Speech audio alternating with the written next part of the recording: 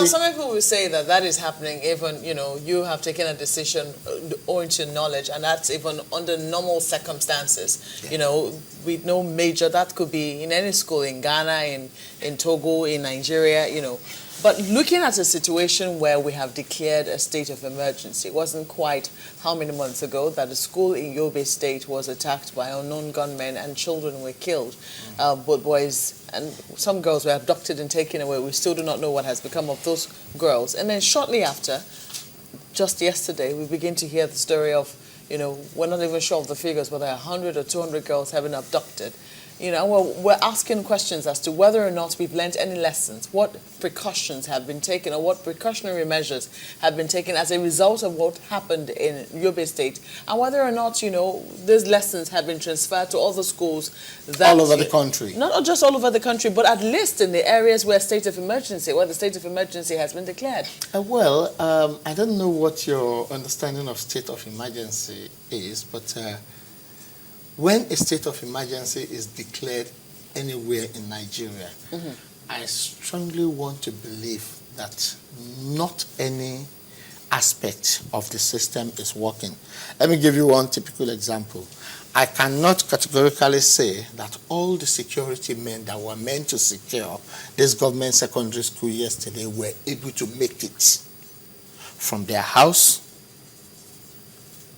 to their duty posts. Probably as a result of one domestic emergency for them, probably as a result of the fact that the road is not safe for them to travel there. So where you are supposed to have 7 men manning the place, probably maybe only 4 reported. As a result of state of emergency being declared, as a result of curfew, it could even be a victim of stray bullet coming from a member of the terrorists and is nowhere to be found. You understand? Are you saying that state of emergencies usually do more harm than good? Is that what you're suggesting? When you declare state of emergency, it is not a palatable situation. Do you understand? You've shut down the system of that state. Do you completely shut down, or it has to do more with your ability to hold some of those witnesses beyond the required time by law? That's just an element of state of emergency. Because the impression we get, when you hear about state of emergency, is that, troops have been deployed to a certain area. They usually do not come from their houses. At best, maybe they have a camp or a barrack somewhere, a mini barracks, or an emergency barrack set up, and they're on guard 24/7. That's the sense that we get as civilians. That is the sense that we get as civilians. But does that mean that a member of Nigerian Army, Air Force, Police were posted to every school, every bank, every mosque in the States? Well, let's face this and not paper over it, because I think, no doubt the security agencies are working, and as you said, we have lost some fine officers and men and women, but let's say it the way it is. Response to distress call is terrible. It is bad. If we say whatever figure, 136 by the Tribune, the other is saying 100 young girls have been abducted, we're not talking about a bus, a 10-seater bus. We're talking about big buses, or perhaps plenty of buses that will take these people. So it won't be a ride or a movement into a bus that would take 5 minutes. So they had ample time taking those young children from their dormitories into the buses, and we didn't see help. And according to the girl who actually escaped, some of these buses broke down on the way. Help still didn't come. Okay. So let's talk about that, because this is just not the first time we're getting to hear people say, help does not come quickly. Okay, the first question we need to ask about help is that, was help sought? Myself and yourself today. I'll tell you. Okay, I'll tell you. Sorry, I'm coming back. We were in Abuja, a minute. We were in Abuja at the NESG, the Economic Summit, and it was on education. And we understand that after the attack on some unity schools, they have stationed military personnel and security operatives in some of these schools. So some of them.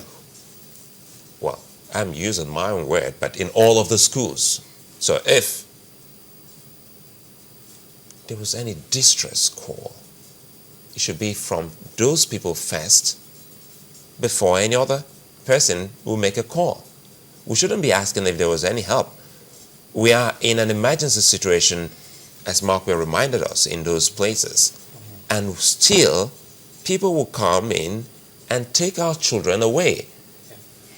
To be honest with you, I'm worried about that. But one thing I just want to point out to you is that I'm always very, very careful of taking my premises from what I read in the dailies. Okay, tell us what you think about response time. Response time in Nigeria as a whole, I think the only state that is doing well when it comes to response time in the whole of Nigeria at the moment is Lagos State. I have used their emergency services before, and it was fantastic. The feedback, the communication, and everything. So I'm going to rate Lagos like 9.5 out of 10 when it comes to response to emergency, if I compare them to even UK, where I lived for some years. But there is something that comes before that. Do you understand? Before we put rapid response in place, it's not just rapid, we have a situation in a country and rapid response comes to deal with it. No, we educate people first. And that brings us back to the issue of awareness, orientation and reorientation of the people. If people don't know this is there, if I cannot place a call on because of state of emergency, because some terrorists have blown off of the mobile phone masts in my area, or because they are going to strike in one area. Could that also be the reason why sometimes we don't get people coming to the rescue? The first thing that happens is that the way I can put that is that when you say people, are you talking of security? Security, operatives? Of course. Yeah, security operative responding to threats or responding to emergency is operational. Do you understand? You don't expect 4 men carrying AK-47 to come out openly and start firing at about 50 men carrying a truck loaded with ammunition. So there has to be a kind of professional assessment in order for you not to mess up the situation. Terrorists are in a school and you have surrounded the school. That does not give you the right to start firing into the school because you can see them. Because at the end of the day, when pressmen gets there, we want to count how many people that were killed, how many stray bullets went into and took the life of innocent victims. So when we say men were posted there, I was told that security men ran away, but I don't know, maybe these are uniformed security men or security men that are employed by this. Did you hear the comment of the Minister of Police Affairs on this? I'm hearing it for the first time on this, and well, without dwelling too much on that, you did say something earlier on.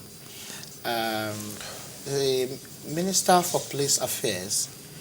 Maybe we should play it again. So just. You want? Okay. No, it's okay. Let's listen to it again so that we can be fair to him. Do we have it on cue? Let's see if we could just let you listen to it now. Yes, please go ahead. If it is true, it's bad. And by the grace of God, we appeal to those who are killing in the name of God to desist. Because the Quran does not enjoy anybody to kill. If you kill by sword, you will die by sword. And Muhammad never fought such jihad when he was alive.